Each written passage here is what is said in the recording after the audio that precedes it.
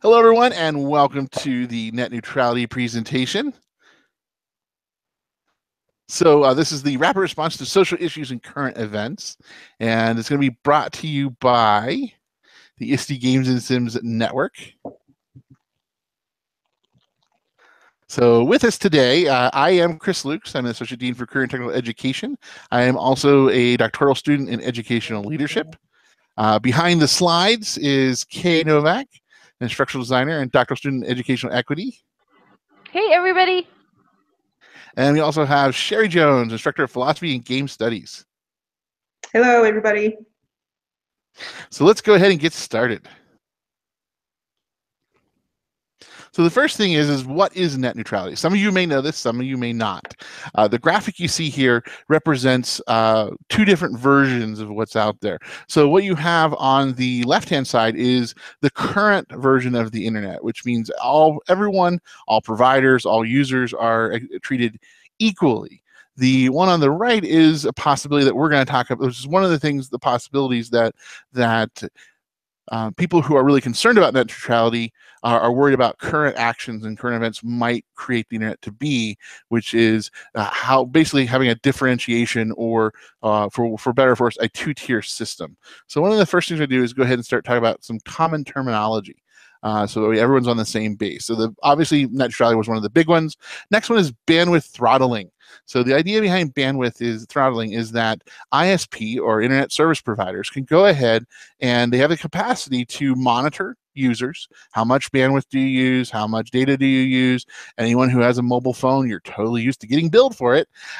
So what they have the ability to actually slow down an individual user's ability to pull content down, slow that delivery of that content if it's during things like peak time. So think about, when you think about the internet, think about same like any other utility, like electricity or water. So especially for those of us in the West, I'm out here in Denver, is that, when the summer's on and people are using their AC or using their coolers, electricity, we have peak times where peak electricity usage is, and a lot of our electric utility companies have been approved to allow to bill people, heavy users of energy during peak times, a different rate, typically higher than those that use lower amounts of energy. So the idea is we reward people who are more efficient.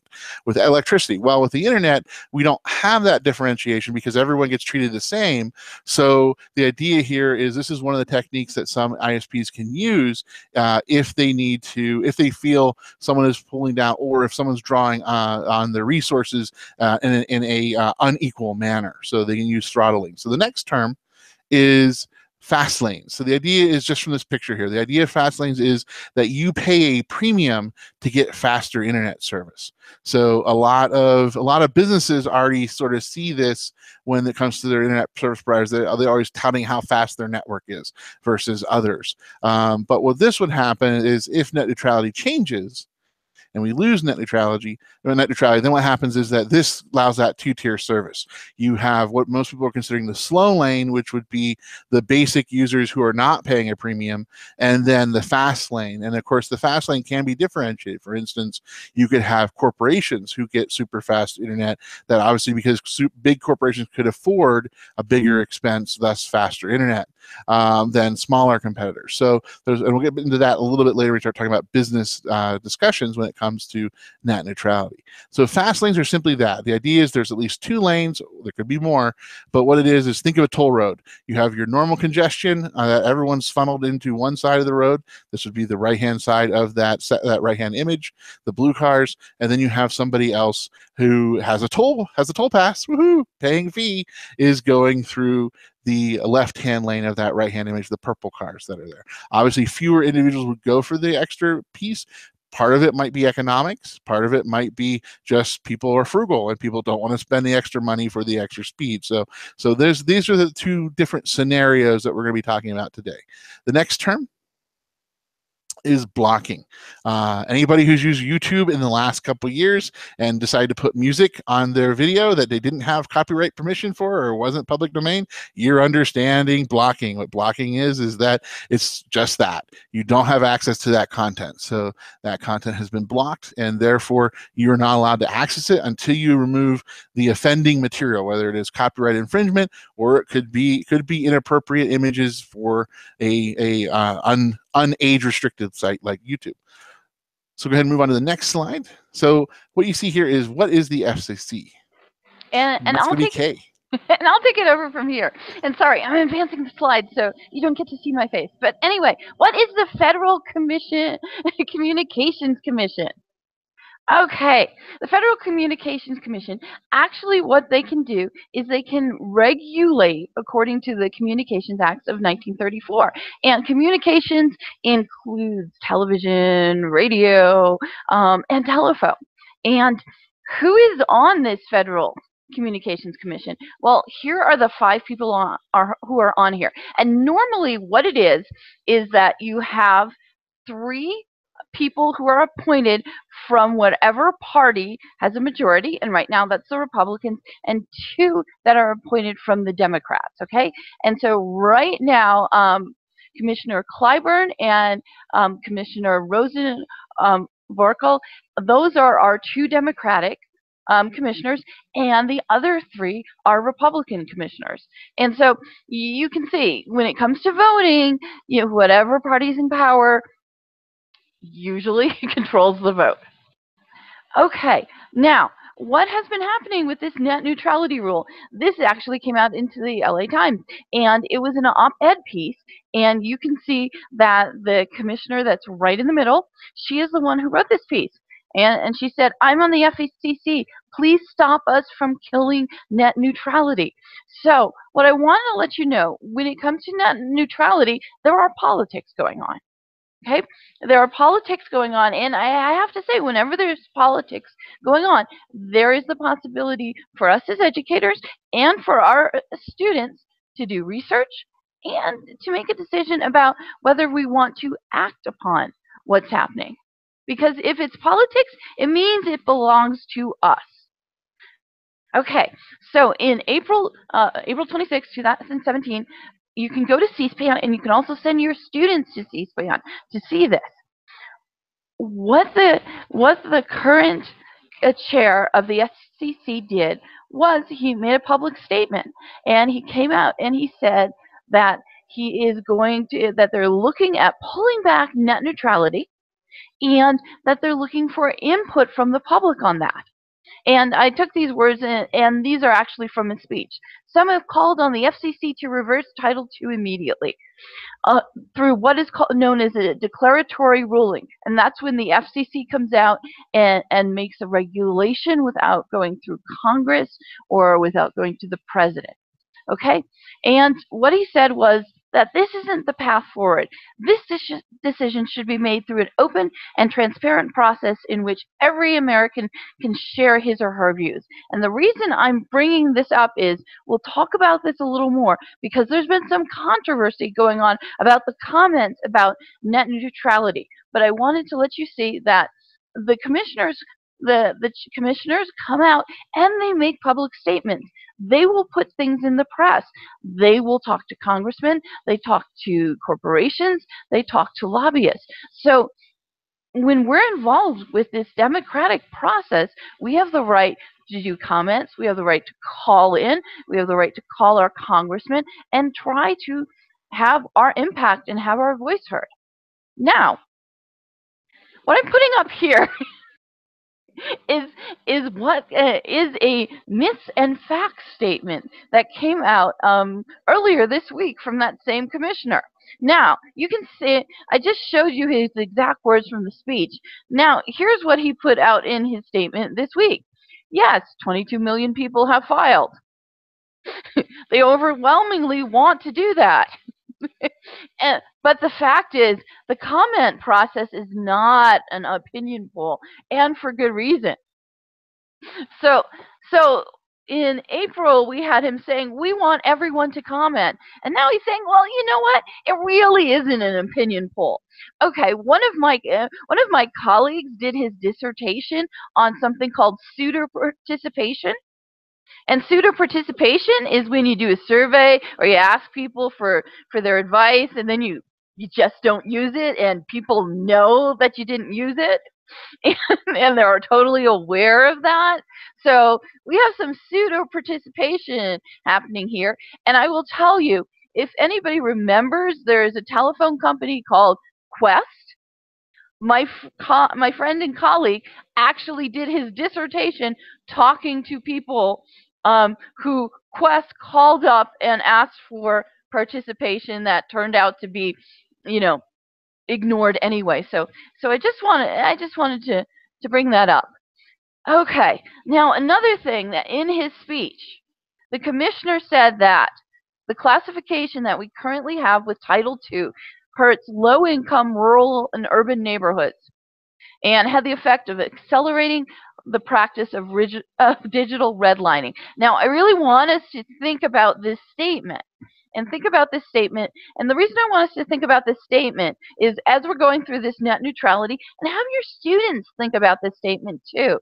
Okay, will repealing the Title II classification, will that really hurt low-income rural and urban neighborhoods, or is this just being said, and is this just an appeal? Is this just rhetoric?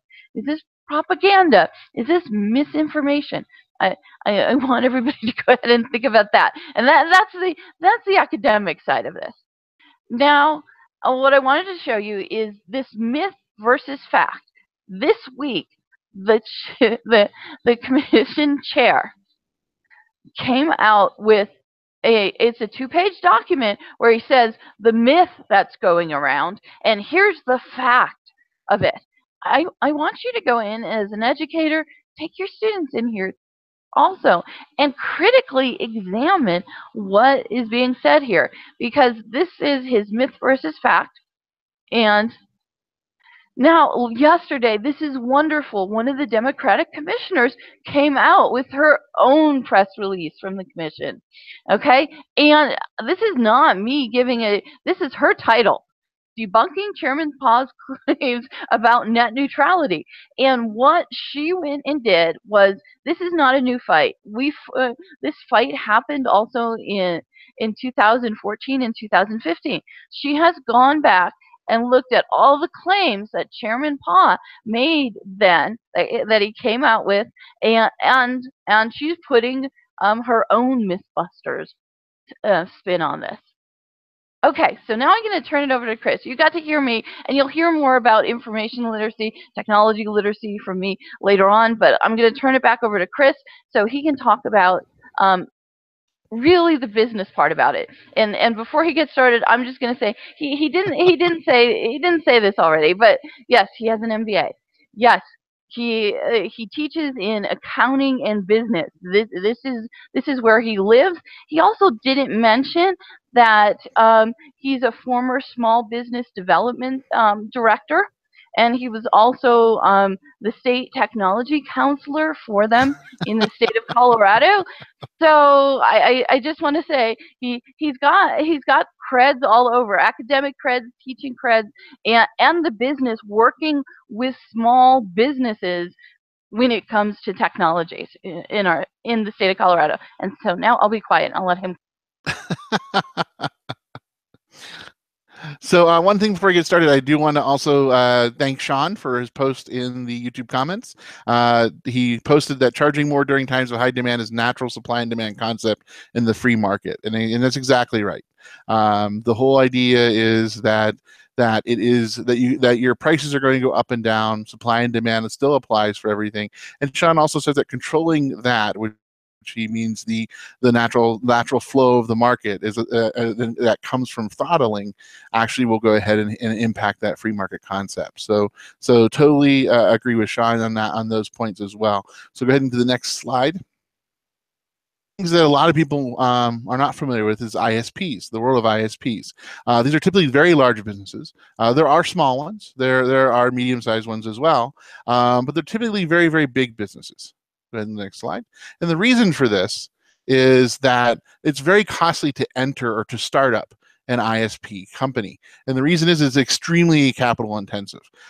These companies do a lot of having to lay their own cable, or they're going to be having to tap into someone else's cable. Usually though, your competitor is not going to give you space on their own network. So you're going to have to physically lay your own cable from and develop your own infrastructure. And so that goes all the way from your relay stations all the way down to the homes that you're actually wiring into.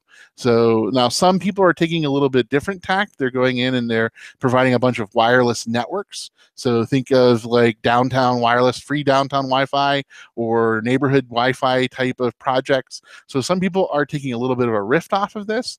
That is sort of changing some of this a little bit. But if you're actually going to be an internet service provider, typically it's extremely capital intensive. You're laying your own wires. You're connecting everything yourself, and that's all before you have any customers. And then as you have customers, you then have to continue to keep increasing your infrastructure. So it's very costly. The other piece to it is that it's very hard to get investors interested in ISP providers, especially startups, because it's a long return on investment. You may never get a return on investment. It is a very, like I said, capital intensive. It takes a lot of money to do all of that. There's also lots of permits and licensing costs. Typically what you see in a lot of the startup ISPs where they're at is they're typically in rural areas or mountainous areas where there isn't a lot of competition, and also the service provided is poor. So that's where you see a lot of these ISP providers that are starting up, and they're taking on that burden themselves. Some of them are co-ops, some of them are community co-ops, some of them are started by individuals and getting lots of community investment to build more infrastructure into the community. So there's also lots of legal fees that attach with ISPs. And one of the negative practices that are out there is that there are a lot of, and this is common, actually, unfortunately, as Kate alluded to, my small business side, it is very common for small businesses to get hit with what they consider a frivolous lawsuit from a larger competitor. And simply the idea is by putting more pressure on a smaller company through having to go ahead and pay additional legal fees, that way there's less capital available to continue infrastructure and maintaining day-to-day operations. So this is just natural life of this type of environment. It's natural for this competition. Not necessarily a nice thing to do, but it is something that does happen in the business world, because business is not necessarily about being nice all the time. So go ahead and go to the next one. So when it comes to the business case against net neutrality, the most common argument is there's less incentive for businesses to upgrade systems and innovate. The idea is that the internet and the infrastructure is a common good. And I think hopefully everyone has taken an economics class, or you've heard of the concept of the tragedy of the commons. The idea is that if everyone has ownership of it, then nobody has ownership of it, and everyone will just use whatever they want it for. So that's one of the, seems to be like a lot of the economic arguments against net neutrality. The idea is that since there is nothing other than if I innovate and then I can't monetize that innovation as effectively as I could if I was able to differentiate my tier structure. That we'll talk a little bit more about in the business argument for ending net neutrality. But typically, what you're seeing here, I should say, what we're seeing here is that these businesses are looking to go ahead and provide a two-tier system, so that way they could provide a premium service, which they would be able to really capitalize that first mover advantage, or that businesses would pay for. The idea behind this is, think about the new phones. Some of you may have to run out and get the new phone. Others may wait for a couple of years, may wait for 6 months for the prices to go down and other competing products to go out to drive the price down. So this is very common in technology, where whenever a product first comes out, they charge it a very, very high rate to recoup their development costs, and then they try to do other things to monetize the product over across the life of its use. Because the idea is you spend all this money research, development, exploration, building a new product, and you have to recoup that cost and make a profit. And so the idea typically is a pricing model where when something first rolls out, it's a much higher price, and then that price will slowly decrease. The sales and revenues from that product will slowly decrease over the life cycle, and then eventually it gets replaced. So the idea against net neutrality is that with net neutrality does not allow them that level of differentiation to allow them to fully monetize any sort of in the incentive or any sort of innovation that the businesses go ahead and critique. And what's funny to me was that one of the comments that I was reading up for this presentation was one of the arguments provided by the FCC was that one ISP provider argued that net neutrality had caused them to not invest. And I'm like going, so you're making a decision on an N of 1, which all of us who have done statistics know that's not necessarily a good number of individuals to go ahead and draw conclusions off of and base hypotheses off of. So those are things that you have to look at. So looking at from the business aspect, the reason why net neutrality would be bad is because there really isn't as much of an incentive to innovate and upgrade as there would be if there was a two-tier system in place. So the next slide is the business case for net neutrality. So with this one here, what we're talking about is mostly, it's interesting, is the switch is to the smaller side and the startup side of the equation when it comes to businesses, is that net neutrality allows an equal playing field when it comes to internet access and flow of information for small business startups and big business. So the idea is that it goes ahead and it gives everyone a level playing field, so that way everyone's starting from the same spot when it comes to going ahead and getting their content out there and allowing users to pull their content down.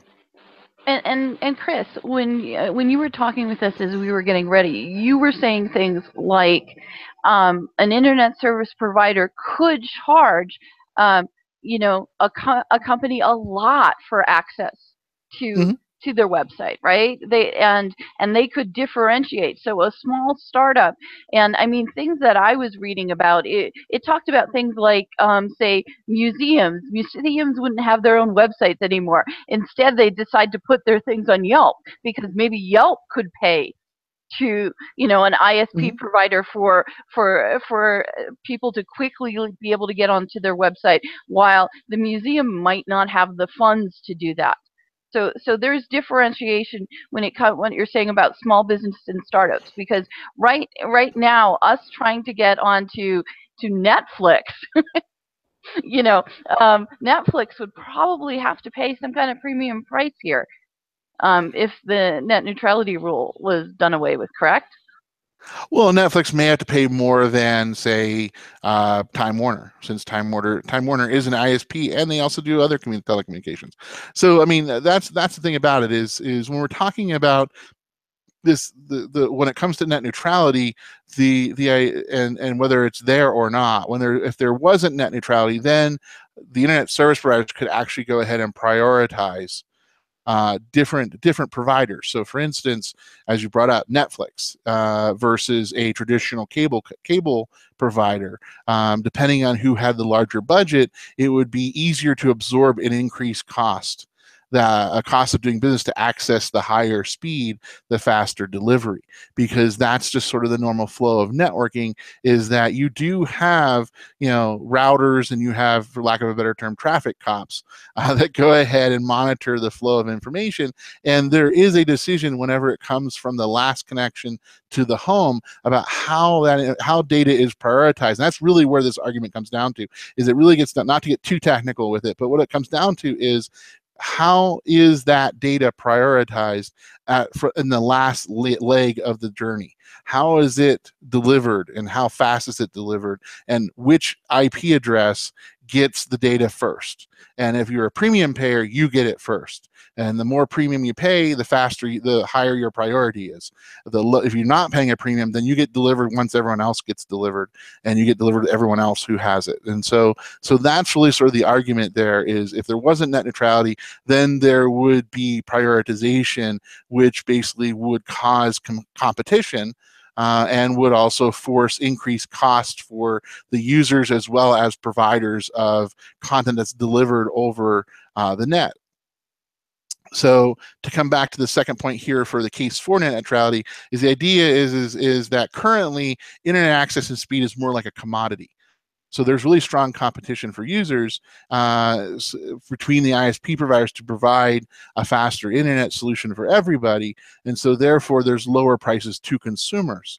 And those consumers flow both ways. So I'm using consumers to define not only end consumers like you and me, individuals pulling content from the web to go ahead and grab, but also for those businesses who are providing the data or providing services over the net, that they also don't necessarily have to pay additional fees, or they're paying the lowest fee possible to go ahead and allow them to focus that additional money and savings on other aspects of their business to build more robust businesses. So you see that there's two pieces to it. There's benefits and cost to each of them. Typically, when it comes to net neutrality, those that are typically falling on the side against it are typically the companies that are providing the service because they see the ability for them to monetize, and the people who are asking for net neutrality are typically users of the web and those that are heavily reliant on the web. So you see the business case for both parts there. So go ahead, next slide. So the big thing at stake right now is that what happened is net neutrality, sort of where we come up with net neutrality, is the idea of initially whenever the internet was first coming out, it was positioned as as typically informative services, which fell under a Title I classification. So this is the boring part. So what happens is that with that designation, there really isn't the protections that are applied that the government has set up for Title II. What Title II is that's for utilities. It's for public utilities. And the idea behind that is that this type of classification makes a difference because with a utility, there really can't be that talked about earlier. There can't be throttling. There cannot be blocking. They cannot be going ahead and providing premium services for one and not another. The idea is it should be available to all. So what you have here with the Title II is this is a very, very important piece of the whole entire argument. The argument of what this is all about is moving the internet, from a Title II classification to a Title I classification. And so that's really what it all comes down to. All these arguments for and against it, what it comes down to is this classification. So that's one of the pieces you see here, is that the idea here is that, to look at the quote for Title II classification, is it really specifies that there is no unbundling of the last mile facility. So for instance, that is from the last point of contact of the ISP provider and your home. So then that last leg that your data travels, again, there's no unbundling of that. In addition, there's no tariffing, there's no rate regulation, no cost accounting rules, which result in carefully tailored application of only those Title II provisions found directly further the public interest in an open internet and more and better open broadband. So the idea here is they went ahead and they specifically put it under the classification of a utility. So what's going to happen, what the fight now is between those that want to keep it as a utility and keep it as everyone has experienced it, from 2015 and on, to moving it back to informative services, so which is Title I, which doesn't have those regulations and stipulations on them. So what happens there is that's what you see. So go ahead and move to the next slide. And so this graphic is really sort of talking about what I probably inadequately described. The idea is that, and I'm sure anybody who has a legal background will have a much better comment, and feel free to comment and let us know on the YouTube. So the idea here is that everything is prioritized exactly the same. And so typically a lot of the providers are using a first come first serve type of model, which is as things are requested, that's how they're prioritized. That's how they're going ahead and sending them through. And so the idea here is everything is delivered at the same rate, and everything is hitting. You sent out your request for information. The information comes down. It flows to you at the same rate, and then it goes to you there. What's happening is that if you go ahead and switch to the Title I regulation, then what would happen is the ISPs would be able to go ahead and determine how they handle each type of request that you send in. So for instance, a ISP provider, if net neutrality was lost, could go ahead and make a decision as far as how they want to prioritize email versus video content versus different type of corporations.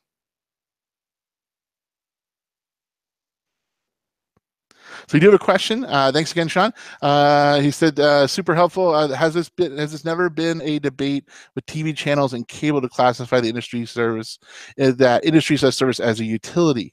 What's interesting about that is that really with the cable TV and the TV channels, they're considered different than public utilities because because initially, if you think about the television channels, they originally probably weren't publicly owned. Now they're public corporations, so they're not necessarily utilities. And so really, this really affects infrastructure because Title II really applies more to those infrastructural utilities such as electric, water, gas, and now, of course, now the internet's considered an essential utility for everyone to have access to. So, there are with the case with the TV, with television channels and cable, the area there is that people can get along without TV. It's hard to get along without access to to water, to electric, and to other public utilities. So that's probably why you haven't seen necessarily that debate there. But yeah, I think that if we had more and more organizations that are delivering things via video, which we're seeing more and more of, that might be something that eventually in the future comes out more as a debate.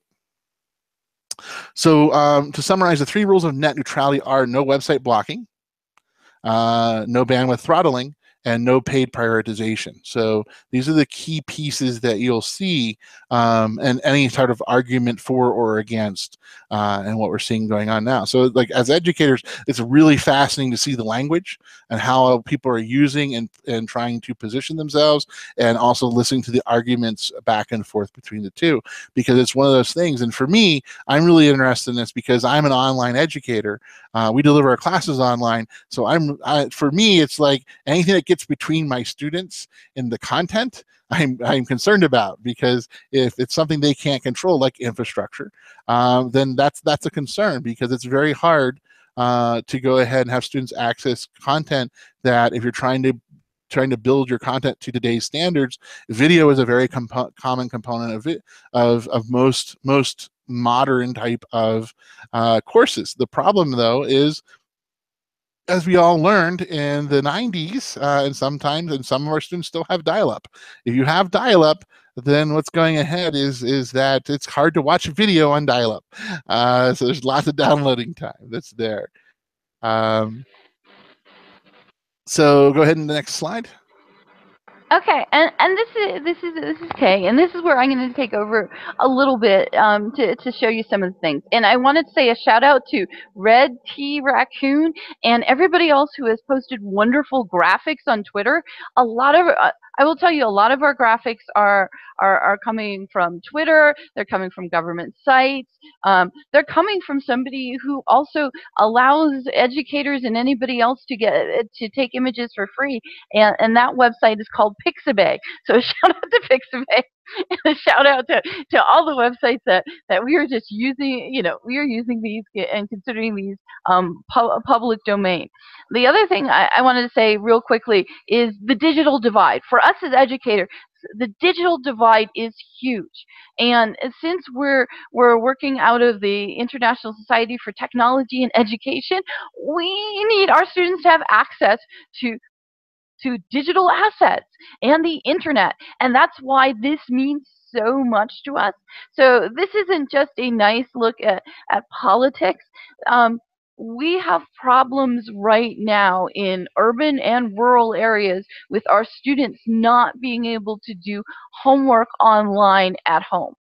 Even if we've managed to get internet and we've managed to get enough computers, in the classrooms or in the schools, we are still having problems with our students being able to do this. So for us, it's what side do we listen to? Do we listen to the side that says, oh, okay, well, if premium pay comes out for access to the internet, that will spur innovations, and then low income in urban areas and rural areas will have more access because of this kind of investment? Or do we go, whoa, wait a minute, are our students going to have less access? For us, it's a lot about digital equity. So you'll see that frame of reference coming through, especially when I talk, and I think maybe when somebody else talks too. But what I wanted to say was Chris made the business case. Now, the thing about it is that's been since 2015. Now, the day that that the commission chair announced that he was putting this forward and asking for comment, I'm going to tell you, Comcast changed their pledge, the wording on their pledge for net neutrality. So what I wanted to say was, it looks like Chris showed us the business case. It looks like Comcast might have been ramping up for this. So here's what Comcast promised there, and then what they're now what they're saying about the open internet. And I just wanted to put this forward just so people can go back and look, and you know, sometimes businesses do give you an idea of where they're thinking about going. So I'm going to go further. Okay, so the impact of I think net there's somebody on their website department may have just released their content a little too early. Yeah, okay. But what I was going to say, so what's our impact going to be? Now, TechCrunch. Now, this is a group that looks at startups in the technology industry. They put out this beautiful graphic. So when it comes to businesses, I want to say that different businesses, you know, somebody like Netflix or a small business that wants to be the next Netflix and do something with the internet is going to have a very different view of this than one of the bigger internet service providers. So when you're thinking about, well, how does business feel about it, I just want you to go that it depends. And the other thing that I wanted to mention here is, and I know this looks funny and things like that, but as educators, we are sending our students out onto the internet a lot. Okay? The National Educational Technology Plan from the Department of Education, if you look it up, it is talking not only about the digital divide being about students not having access, but it's also, and I hear we have a comment here about who doesn't like melon cats. Yes, but we get our entertainment. This internet is where our students are becoming content creators. It's where they're being connected to the world, you know, for better or worse, whether it's melon hat cats, or whether it's them starting their own small businesses, whether it's them being creators on YouTube. And it has really connected our students to the whole world. And what would it be like if we couldn't do that anymore? What would it be like if you gave students an assignment where they had to go out and search on the internet for information, but it took so long for them to do? What if it took them 5 minutes to look something up? What if it took them 3 minutes for a YouTube channel to come up? I want you to think about, what if things got dialed back for our students because their families couldn't afford the premium lane internet, and what if our schools couldn't afford that either? And so that's why we have this emphasis on it. And the other thing you should know, that we're representing the Games and Simulations Network, and games take a huge amount of bandwidth, okay? And we're trying to get more games and simulations into the classrooms so that students can have immersive experience, and so that they're allowed to learn and play. And I'm sorry, so when it comes to that, we're going to tend to be pro keep the internet where our students can download things. don't kill Minecraft off for our students. We just got it into the classrooms. We want to keep it there, and you guys can jump in if you want. So Sure, I that's can. our plea. And this again, Twitter. Okay, this is from Triple Q on Twitter. Okay, so what Triple Q is saying, and this is for our gaming people, in games, there's controversy over something called loot boxes, because some of the game companies are now making, if you're going in and playing these are the pay-to-play games, that you might have to pay to get what's called a loot box, so you get all this extra stuff, and to help you play in game. Well, this was Triple Q making an extremely cute joke about, well, this might be what you'd have to do for the internet. Maybe you have to buy a box, and you roll, and in this box you're lucky. Look, now you got 30 minutes worth of unlimited tweets. Okay. You can go over to your information. You can go over and you can get other things from social media. And there's also been some talk about in Portugal there is these kinds of plans. So again, I want to thank the internet for helping educate us. And it looks like we have a question from YouTube. So Chris, if you're looking Yes. at it, why don't you ask it? Sure. The question on YouTube was was asking us to consider what do we think might be the possible impact of the loss of net neutrality for those schools and colleges that are using Google for Educators. Oh, So wow. so Okay, those are things that you. oh no, that's a really interesting question. You want to Mhm. know why? Because it plays back to what Chris said before.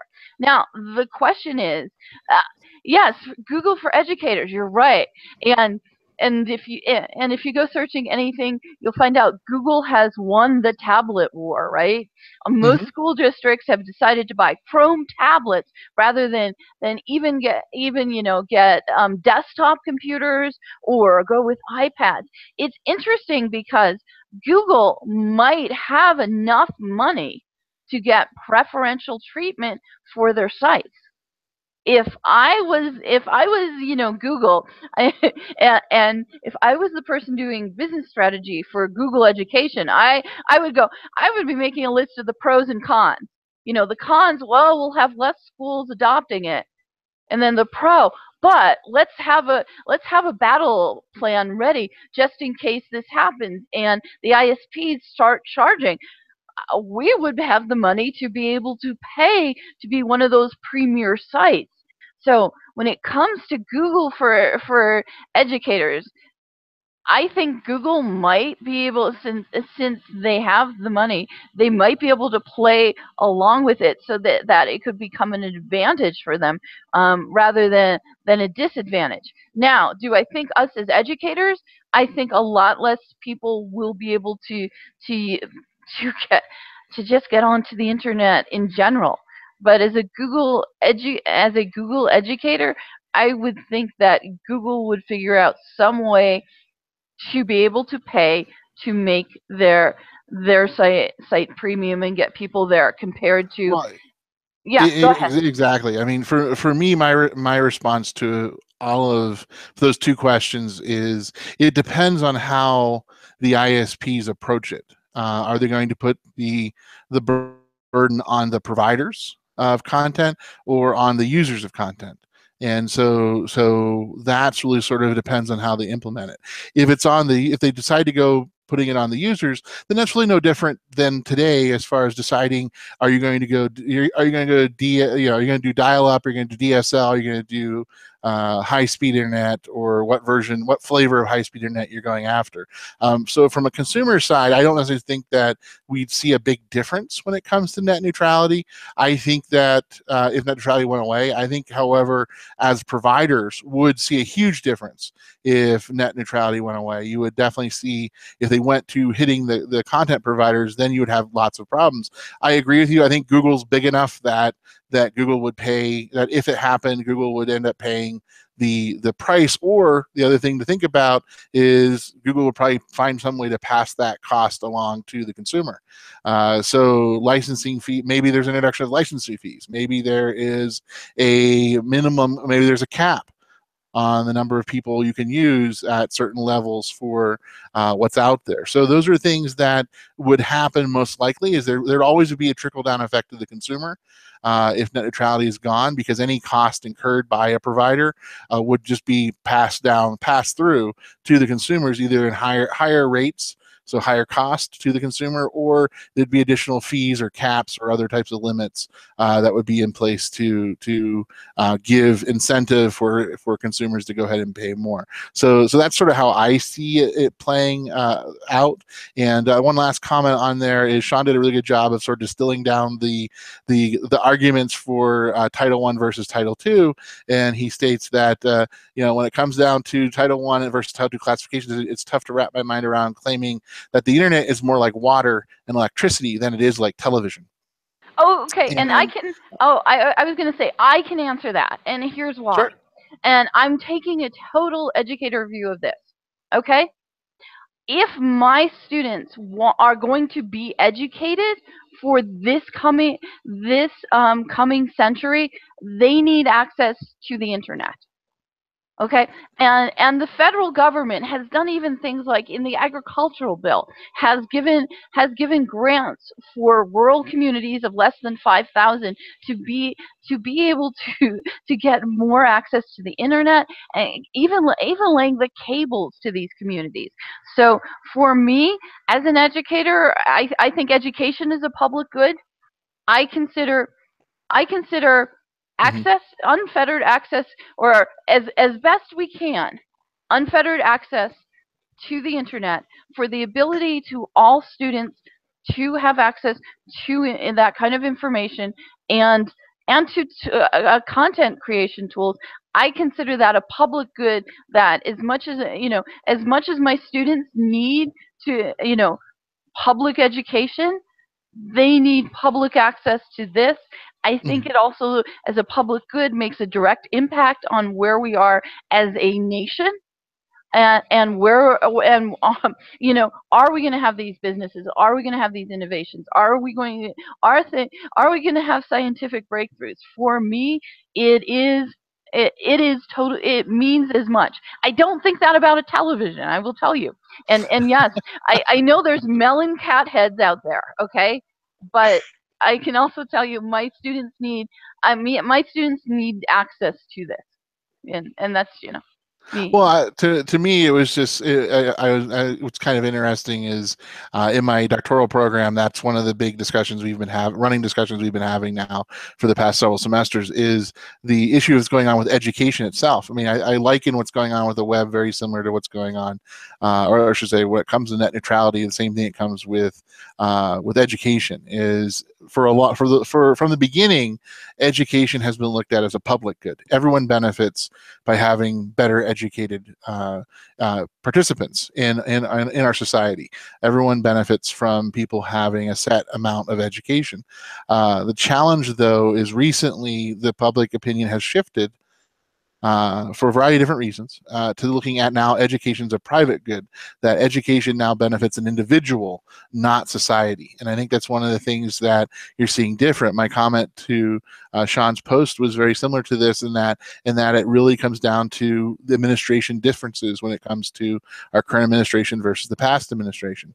Past administration looked at the internet as a public good. It's something necessary for everybody to benefit from. So having it be a utility and monitored as a utility was a benefit to everybody.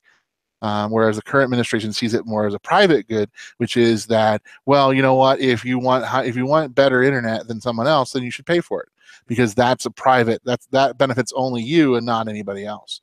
So that's what from my perspective, what I'm seeing is there definitely seems to be a correlation between how we're now seeing that discussion about net neutrality as well as education in general. But I know we're running short on time, so I'm going to go ahead and kick it over to Sherry to talk about the impacts on educational research.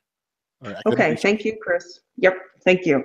I do want to add a little blip. I know we're short on time, in response to the idea that because Google has a lot of money, they might be able to come away unscathed, Google Educator and other products. Here's a scenario where I can see that Google, even with its money, would not have complete control. So, for example, one of the reasons why we want to maintain net neutrality is to prevent ISP from blocking websites, okay? Now, for example, on Google search, there's a lot of listings on Google search, but even if Google pays, right, pays for preferential treatment over the ads and over their search engine, if there's governmental pressure, political pressure, other corporation pressure on the ISP to block content, some of those listings might be blocked out on Google search engine or Google application. So they might not be able to come away from this unscathed completely. But that's just my little add-on to that idea.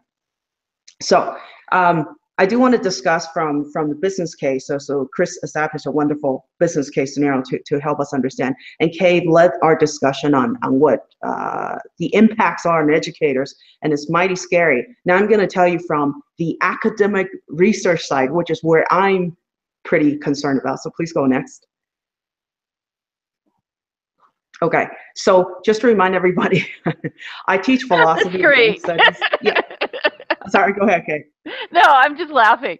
Sherry's nightmare scenario number 1. I just love it. Okay, I love it.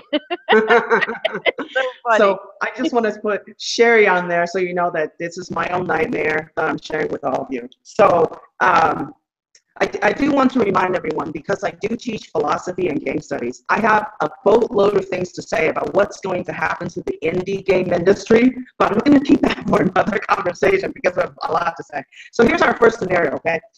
Nightmare number 1, big publisher pay for SEO of their scholarly publications. So right now, in academia, as you know, as academics, we can publish on any topic we want, so long as we provide research and we are objective about our research. And the whole point of publishing, right, is to share our knowledge with the world. Okay, now the other thing about the quality of scholarly research is usually determined by how many times that particular piece of research have been cited by other educators, other experts in the same field. Okay, so usually that piece, when it's quality, it gets pushed up, okay, to the top of the search engine, so academic search engines specifically.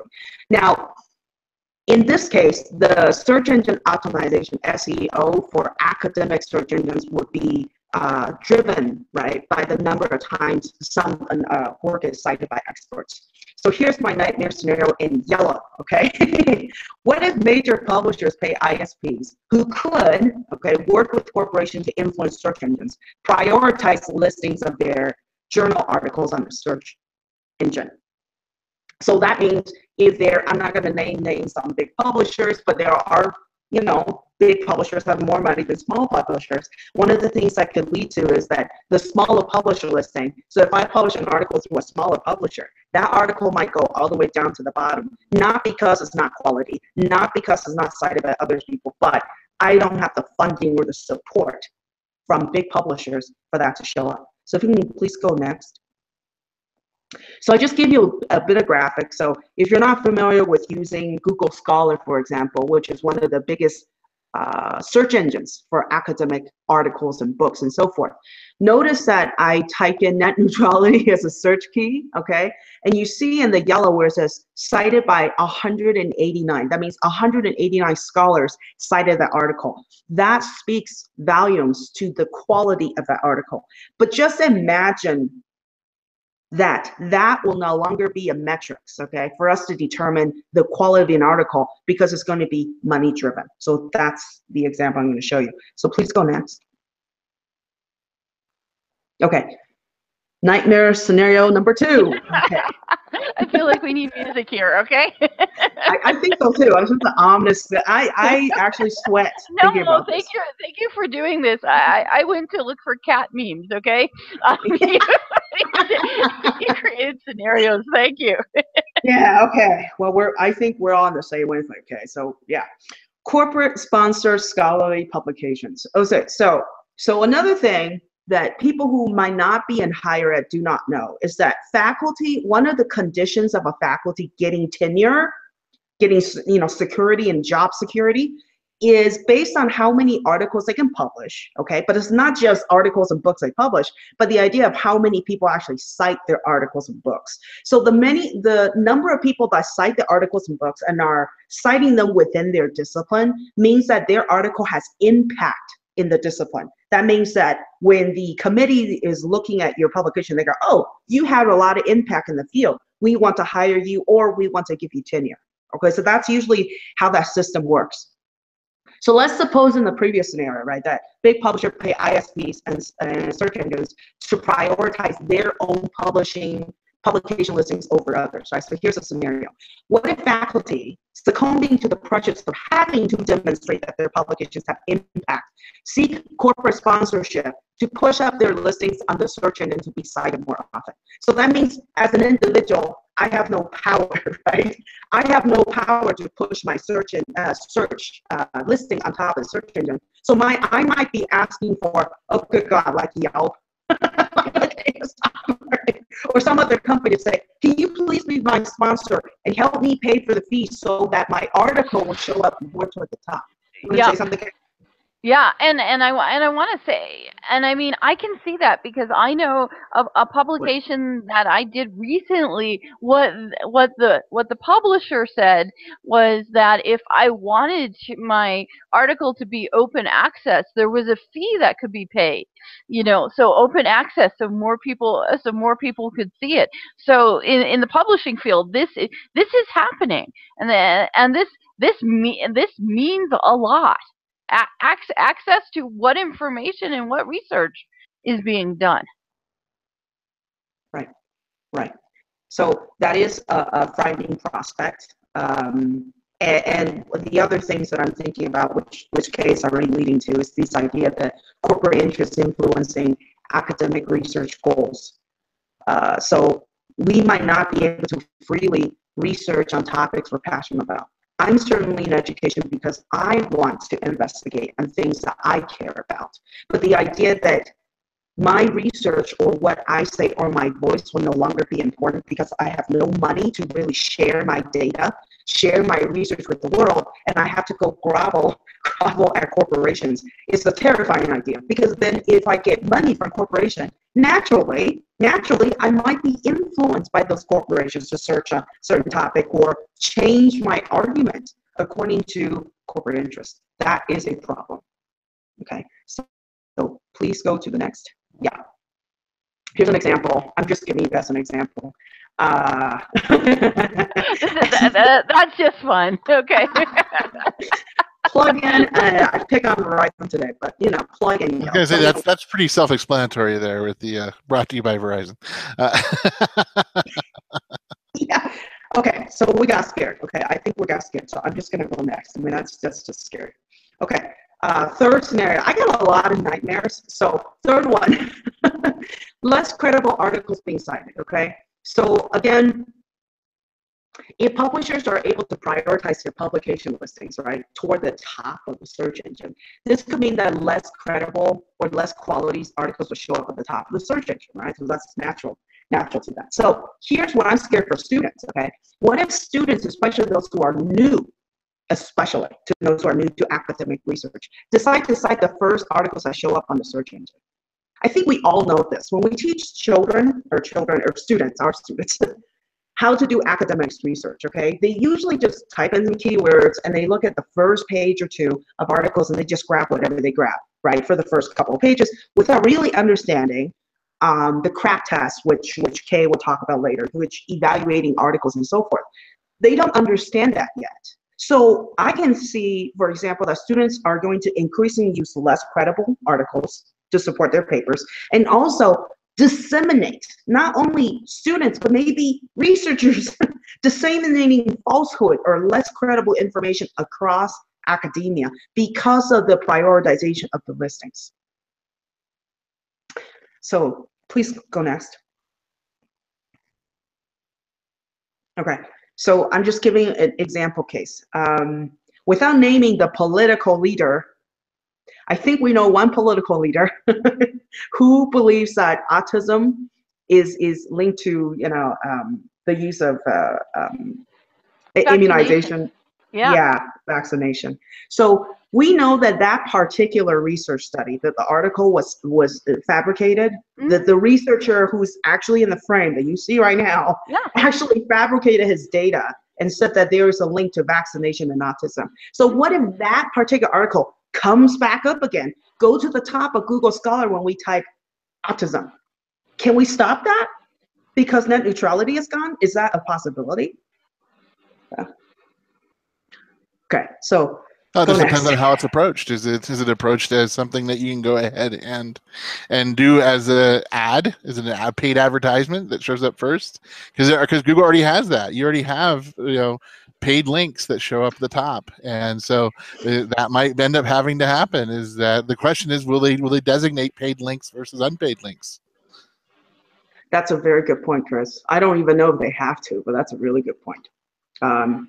Gosh, it's still though, student might still click on that paid one still without really thinking about it. That scares me. Night, Mr. Mill, number 4. I'm not done. Inaccessible. It's okay. To, bandwidth throttling, which Chris just explained to us what that is, right? Speed, fast lane versus slow lane, okay?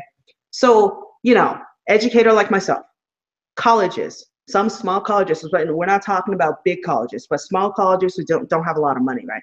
Sometimes we publish articles and we release them on the internet because it's good. It's just good practice. It's to share our research with other educators and sometimes make that content free for students to access. So we're not charging them a nickel and diming them for every single article we publish, right, on top of their books and fees. So we do this already. But what if the scenario is that because we're poor, that those sites that we publish are going to be harder to access because of the bandwidth throttling on non-corporate sites? All right. So does that mean us individual persons, even nonprofits or colleges, small colleges or schools or K-12, has to be forced to pay ISP to stop that bandwidth throttling, right? Because that's a real possibility. Also, would that dissemination of knowledge be more difficult when ISP can prioritize what information should appear first? And lastly, which is a bigger concern, which is with the social economy, right, of free knowledge sharing become completely corrupted. So that's because we have that now, that's probably going to slowly go away. Okay. Go next, please. And I'll just show just a little graphic just to hit the point home here. So I don't want to, call anyone's blog. I use my own blog as an example, okay? It's okay. It's okay. I think that's fine. Yeah. Here's my nightmare. I see a big old red ban, prohibited over my site. And basically, what if my site, maybe it's insignificant. It's true. Maybe it's completely insignificant. But I certainly don't want to limit access to someone who really find it interesting. I want to be able to access my colleagues, or maybe Kay's blog or Chris' articles. I want to be able to access their work. But what if because I'm the small person, I don't have a lot of money, my stuff is going to disappear? Just imagine that, all right? And think about our ISTE network, ISTE network of educators with wonderful articles that are released. What happens there? Where's the camaraderie? What's going to happen to that community? So please go next. Okay. Oh, number 5. I'm sorry. Got two more. No, okay, no, that's fine. Okay. This one, I think we all can anticipate this. Scholarly articles that challenge political and corporate interests become blocked or censored, right? So we talk about net neutrality preventing ISP from blocking sites. Well, what if there's political pressure, right? Political pressure, which I put in bold again. What if political leaders or corporations pay ISP to block scholarly articles from appearing on search engines because the article offer ideas that challenge political or corporate interests? We're really talking about censorship now. This is censorship. Okay, and we do have signs of this happening, right? And Kay already referenced this, but I'm going to go to the next slide to show you a sign of this happening. So, Scientific American science community. This came out on October 31st, okay, this year. Government scientists blocked from talking about climate and wildfires. So we're talking about conversation, right? Talking about climate change and wildfires. Well, talking and writing are kind of related. So if you're preventing people from talking, what if the research that we want to write, it's also being blocked because of commercial interest, because of government or political interest, right? So I just replace that corporate funded science. Just think about this. Just think about the idea of corporate funded science. We have that happening. I'm not naming companies here, but that's happening right now. So next.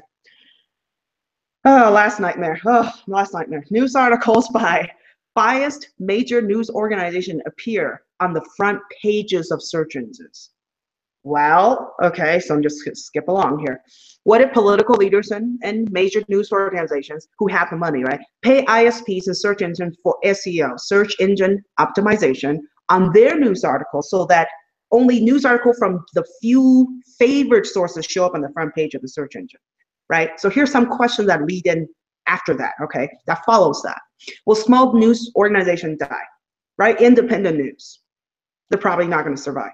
With citizen-driven journalism, so I gave a few examples, I can give more, such as Reddit, we know Reddit, okay? Steemit, which is a blockchain-based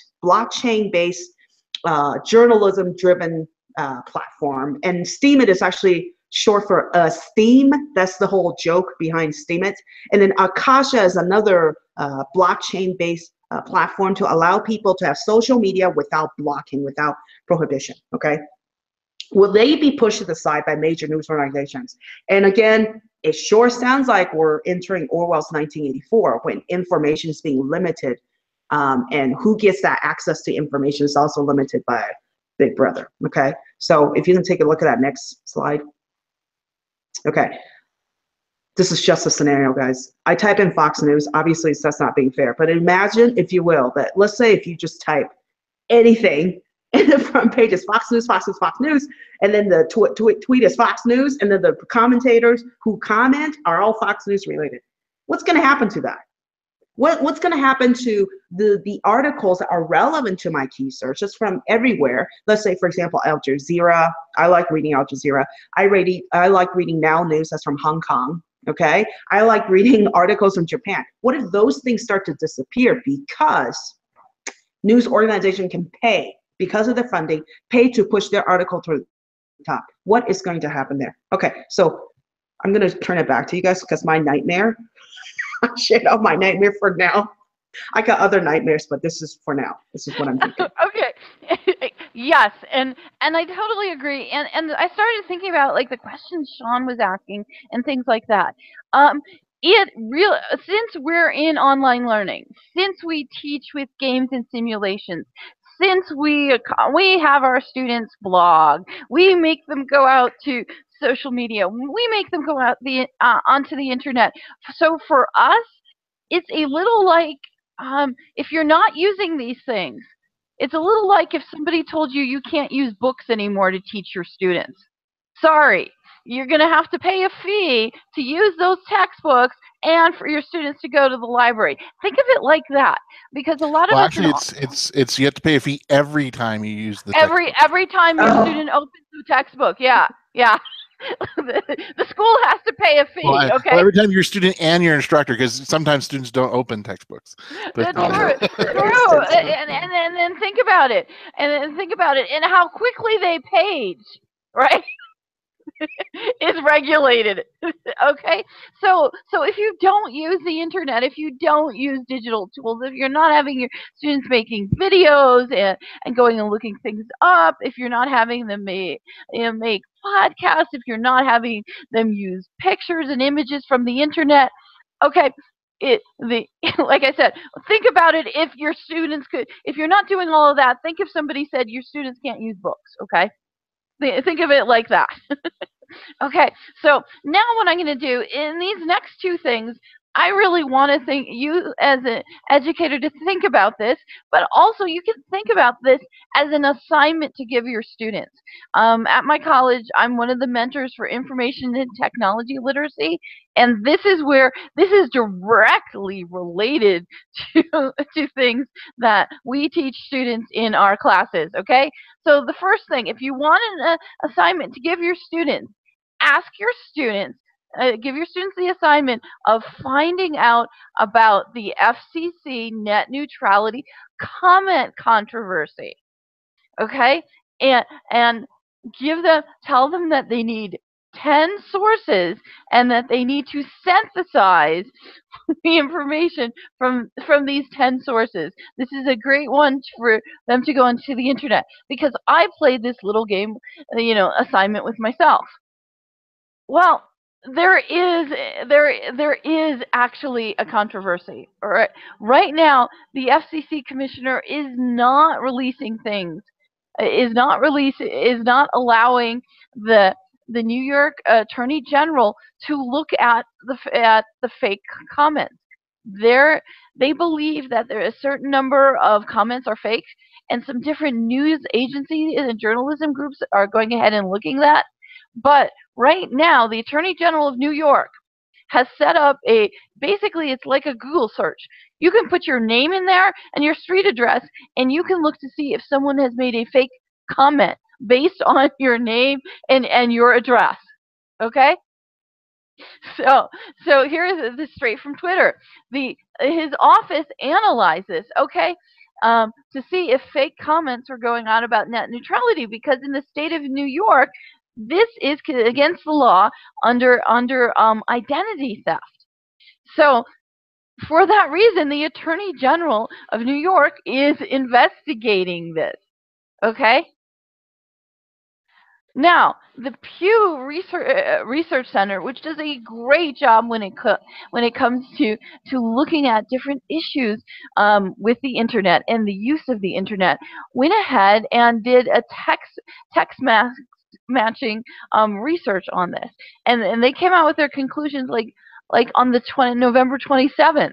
Well, this controversy is getting so much better, because one of the groups that is pro net neutrality, that is trying to is urging people to call their congressman, call their senator, and things like that, actually has come up and found a couple flaws with what the Pew Internet has done in the study that they came out.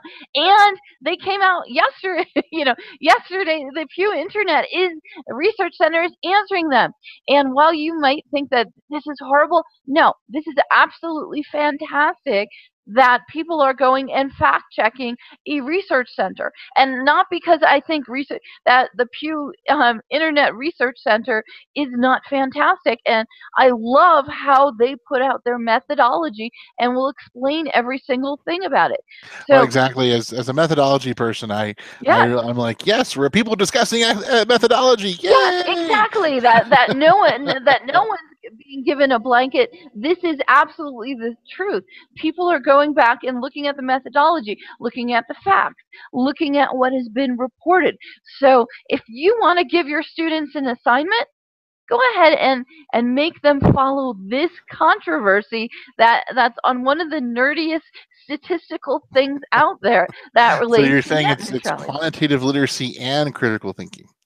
It's beautiful. Okay, critical thinking, and for me, information and technology literacy. I'm totally loving it.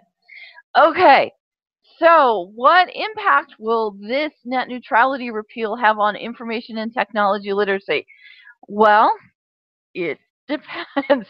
Okay, so this is what most librarians will give you for basically anywhere up from middle school to undergraduate, that your students should use the CRAP test, the AA, okay, to look at the currency, relevance, authority, accuracy, and purpose. Okay, what we're saying now is you got to add this additional thing because of these how can I say, turbulent times, troubling times, different times we're having now. That the CRAP test works, the CRAP test is nice, but have your students go one step further. Have your students look at the critical consciousness. And what I mean by the critical consciousness is it comes from culturally relevant pedagogy.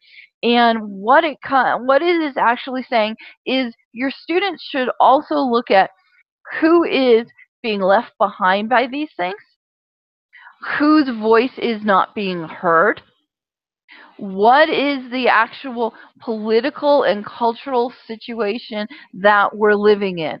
Yes, you can go to, the Pew Internet. And you can go, okay, well, the Pew Internet Research Center, they like to remain neutral. They like to put out their methodology. They like to be open and transparent and allow you to make a decision there. Okay, now the other groups who are pro net neutrality, yes, they do have a certain voice. Who else's voice isn't being heard? Okay, and when the FCC commission, the chair of the FCC commission makes a statement, what are they saying? What is a Democratic commissioner on there saying? So have a critical consciousness. And like I said, this is an assignment that you can go ahead and give your students. Now, Sherry's nightmare scenarios really gave us a look into how academic research could be influenced by this. So if you're like us, that we're having our students look at academic research, but we're also having our students, for the critical consciousness part, go out to the internet, look at social media, look at news outlets, and look at what other groups are putting out. How do we go ahead and do we put this all together? So give your students the assignment of looking at this. I mean, like I said before, it might be cat. You might think of the internet as cat lols, but there's a lot of learning that's happening there. And if you talk to your students, you can talk to them about how creative they are being using the internet and digital assets outside of your classroom. Okay. And now for ISTE, we're really trying to bring that into the classroom. Think about if your students get blocked from being able to do that. Think and so when it comes to net neutrality, who's talking for your students? Who's talking for your students, whether you're anywhere from K through 16? Whose voice is being heard about what throttling, what prioritization, what blocking websites will do to our educational system and do to our students? And that's really why I look at the internet as a public good. Now, here's another assignment for your students, and this came up when we were getting ready and doing discussions.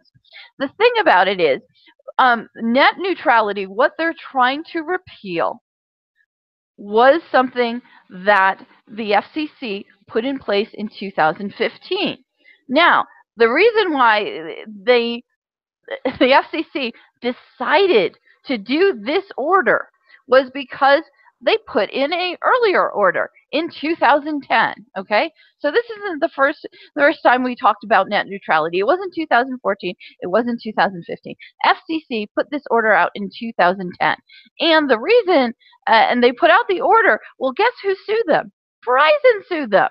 Verizon sued them because the Open Internet Order of 2010 went for transparency, no blocking, and no unreasonable discrimination. Now, the Federal Court of Appeals in D.C. in 2014 found that what the FCC did in 2010 could only be applied to common carriers, and that the FCC would have to name ISPs as common carriers. So if you're seeing Verizon, if you're getting the notices that Verizon and Comcast saying, we will not throttle you, we will not do this, the reason that this thing happened in 2014 was because Verizon sued them. Now, this is the next assignment for your students, because I only spent a little time doing this. And after spending about 5 minutes and garnering this, I thought, great assignment for students. They can go even deeper than I am going now. Okay, so we're hearing from the companies. They go, we're not going to throttle you. We're pledging. We'll do net neutrality. Yeah. Okay, well, here's the question for your students. Have these companies, these ISPs, what kind of track record have they had with basically following regulations that are already in place? So because right now the FCC chairman is saying, well, I don't deal in hypotheticals. We don't know that this is going to happen. Well, what do we know that's happened? And now these fines are nothing to these corporations. Okay, this is a cost of doing business, and Chris can tell you that this is going to be ending up in a footnote in their annual statement, and it's going to be like the last thing. But Yeah, what it's considered litigation. yeah. So So it's just this going to be is a footnote. yeah. So the thing of it is, but okay. So here's 2004. Oh, here's 2006. Oh, here's here's 2006. Okay. And the other thing that we really didn't discuss yet, and I would suggest, if you would like to see when corporations haven't followed net neutrality, go to the ACLU. They have a nice list of that. They have some different companies, and this is really something that I put it here because of something that was on the ACLU site, where one of the Canadian telecommunications, one of the Canadian telecommunication companies, and it's Canadian, okay? And there is a bias here in the U.S. We think Canadians are nicer than us, okay? Eh? We what's that about? Sorry, but we usually think of Canadians as being slightly friendlier than us, but their telecommunications company, when there was a strike against their company, they did block the website of the strikers, okay? And I want to say that's not something that couldn't happen. This is Verizon. Verizon workers, the Communication Workers Association, they they went on strike. Okay, and so this is adding to Sherry's nightmare scenarios, that a company could decide to block websites that strikers put up on the web. They could decide, and I don't know how many cable, I should say, I don't know how many internet provider options you have where you live. I'm here, metro outside of Denver. I have choices, but you go 100 miles in any direction from where I am, they don't have a lot of choices. There's one internet company, and you get what you get, whether you go up into the mountains or the plains, or you go southwest. You get the company that you get. So now we're coming to our next steps and actions on net neutrality. Okay, first of all, do your research. Okay, and because at this point you have the access to do that research without any of Sherry's nightmare scenarios showing up.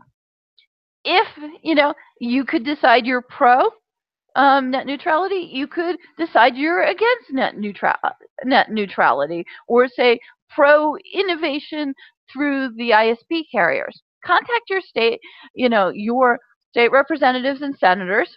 Let them know about this, because they're the only people who can stop the vote, okay? It's Congress. Congress can stop this vote. No one else can.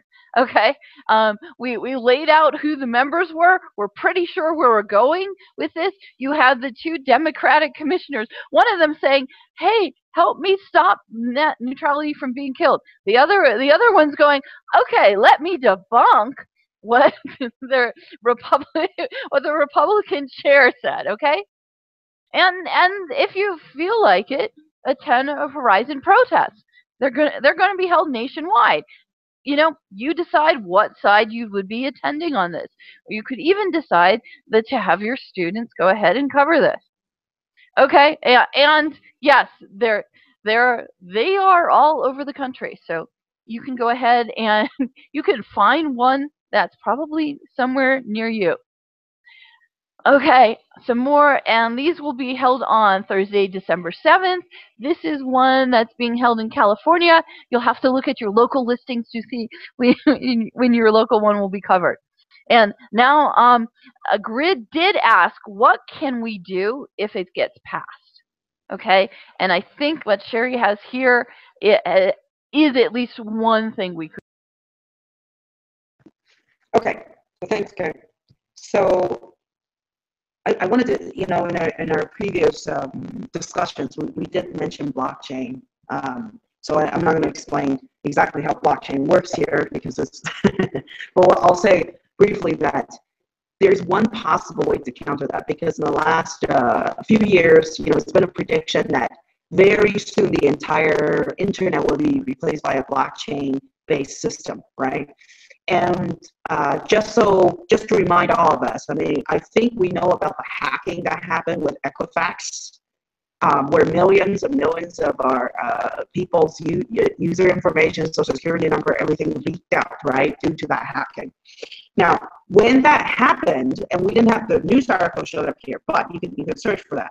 The White House has been suggesting that they might be looking at blockchain-like solutions, right, to replace the way that information is stored on companies such as Equifax. So that's been in murmurs and whispers. There are, yes. I was just going to jump in because it was very interesting that yesterday at the daily press conference there was a question about, well, it was about Bitcoin, but I just go Bitcoin. It uses a blockchain format, and the answer, and it was a vague answer. The press secretary said that the Department of Homeland Security was looking at that. And I was like, really? A question about Bitcoin, which is a currency, and Homeland Security, which I think goes totally back to what you just said about blockchain. Right. So whenever you hear Bitcoin, think about the system that makes Bitcoin possible, and that system is blockchain. Right. Thank you for adding that on. And I do want to mention that too, is that blockchain is not going to be the save all cure. I mean, by itself, it's not going to be, because, for example, Fortune magazine on September 30th wrote a rebuttal to this idea that blockchain can prevent the next Equifax, because Equifax in itself is the way they store data, is the way they're honestly, organizing that data is still a problem. But what blockchain can do is preserve all the data, even if it's all over the place and disorganized. The idea is that there's going to be accountability for everything. And because blockchain, anything that's made out of blockchain is also called consensus software, right? The idea is that because everyone get a copy of that same blockchain on their computer, on their software side, that no change can be made. No change can be made unless everyone on that blockchain say, yes, let's remove that entry, or let's add that entry. So if information will be blocked by ISPs, right? If it's on a blockchain, you can't really block it because it will be stored on a blockchain. So that would be a possible way. And I'm anticipating and hoping that industry leaders will go toward that direction to preserve information. And to add on to the critical consciousness that Kay was talking about earlier, right? The idea is that blockchain can also support free speech, right? Because free speech is not free when what you say is not recorded or hidden, disappeared from where you commented, right? So the idea is that it can support free speech by recording and saving the voices of academics and experts, as well as voices of all citizens. So yes, it's kind of far ahead, but I'm hoping that this will be a possible solution that many industry leaders will be looking at to see if they can develop businesses for that. So it's kind of responding to Grid's question, which is, can we make lemonade out of lemons in this situation right now? This might be where I see people are trying to squeeze lemonade out of lemons right now. From a blockchain perspective, that industry might thrive because of this. So I'm back to you. Okay. you have one more. This is one of Sherry's. Yeah, sorry. So I just wanted to show a support of an article. For example, the blockchain has been used in many, many different applications, okay? One of the applications is the idea of using a voting, creating a voting system on blockchain. So it's called e-democracy, okay? Because every vote will count, will be recorded, will be credible, will be established. No vote will actually escape from the blockchain. If the entire web is blockchain-based anyway, everything you do will be saved on the blockchain as a ledger system. So that will be one way, as one direction, but I'm hoping that besides the votes that we're talking about here, the industry will think of other ways to preserve information because of this problem. So every time we know that when there's a problem, there's opportunities. So I'm hoping that this would be where the opportunity is going to come out of. And back to you, Kay. Okay. And I know Grid did ask us, give us hope, okay? Now, I am sharing you a meme from the internet that my friend, a colleague, fellow gamer, and game-based learning teacher shared with me. Okay, for those of us who this was our adolescence, punk rock. this came out in February, okay? And this is from Henry Rollins, and he was from Black Flag, punk rocker, and this is not a time to be dismayed. This is punk rock time. This is what Joe Strummer trained you for, okay? And I think it's really valid because Joe Strummer, lead singer of The Clash, okay? One of their best songs is London Calling, okay? Here's the deal, guys. We got a call from the Prime Minister of of Great Britain like yesterday, right? As a country that said, don't be distributing that bad stuff. Don't be biased. Don't don't be Islamophobic. Don't treat people badly. Don't do this kind of propaganda. So yeah, this is our punk rock time, okay? This is our time where the internet, certain things were tweeted that were Islamophobic. Things were tweeted that we do not teach our students to be like that, okay? We teach our students to care and listen and to believe in equity, equality, inclusiveness, and social justice. We do that. And there were things that were tweeted that were not that, okay? And the reason, the most powerful person in our country was able to send that out, okay? If not for the internet and from everywhere coming back and disputing what was sent and saying that, those students there were the kids that were in that video, not immigrants, okay? This is not, this should never have been sent out. If it not for the other people whose voices could be heard about that, then we would be living in a place where whoever has the power can send out whatever images they want, okay? So yes, this is punk rock time for us, okay? And for Grid, for let's make lemonade out of lemons, well, it's not done yet, okay? There's still time, and there's still time as you as an educator to let your students go ahead and do the research and let them decide. Ask them, do they want their games throttled? Ask them if they want their YouTube channels throttled. Think about all the wonderful and exciting things that you've been doing using the internet for the past 10 to 15 years. What would slow speed do to that? What would blocking of sites do to that? Okay, and I think we'll pretty much go ahead and just end there. So this was our totally, and I will tell you, we came out with our biases. And well, we hope you talk to your students. And we got something from Grid. I'm not a fan of lemonade. Me neither. So let's see what we can do. Let's see who you can talk to. And I mean, there are reasons, but I'm much more, how can I say this? I'm much more a Schumpeterian economist than I am than I am anything else. So I look for, I look for opportunities, but I don't think it should be at the sake of a public good. So anybody else want to say goodbye before we stop? Oh, I got a wave there. Be afraid, but think about solutions. That's all I Yes, can say. Be afraid. exactly. Okay, bye everybody.